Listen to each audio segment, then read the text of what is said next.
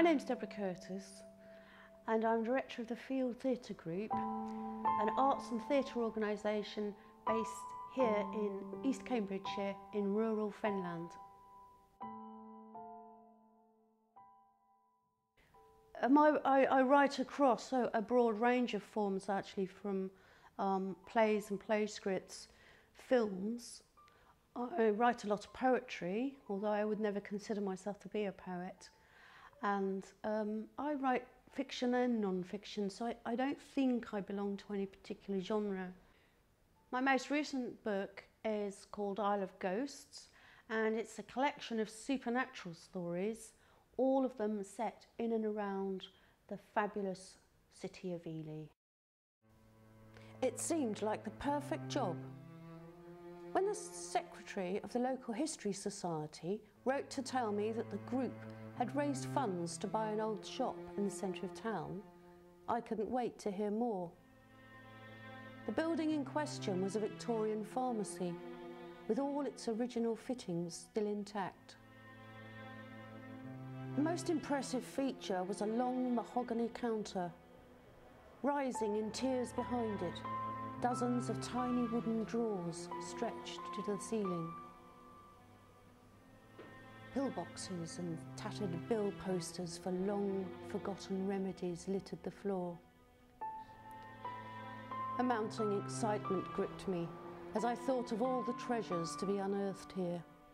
I sat at my desk and gazed around me. The desk lamp cast a tight pool of light around me, but it also intensified the darkness in the furthest recesses of the room. It was no good. I felt distinctly ill at ease, sitting in the middle of the chill and cavernous space, surrounded on all sides by deep shadows.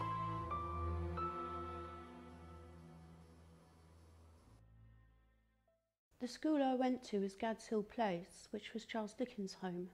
So there was a tremendous literary tradition at that school, which I certainly didn't appreciate at the time. But when I left school and started to read Dickens myself, outside the classroom, I related to him very, very strongly.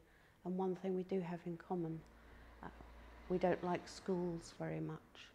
And I'd have to say that Charles Dickens is one of my major inspirations, not just for his work, but for the type of person he is. I can relate to him very strongly, and I almost feel I have a connection with Dickens.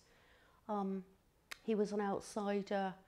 He was enormously industrious, energetic, endlessly creative, endlessly striving. He had compassion, he had anger. He was a very complex person and a very complex writer. My advice to anyone who is an aspiring writer is this. Writing is a very solitary occupation, and I would urge anyone who is serious about writing to join a writers' group, to find other people you can share and exchange your work with, because listening to other people, hearing their work as well, is enormously beneficial. And I'd also advise them to read as much as they can, because by reading other people's work, it does help you to develop your own style and to find your own voice.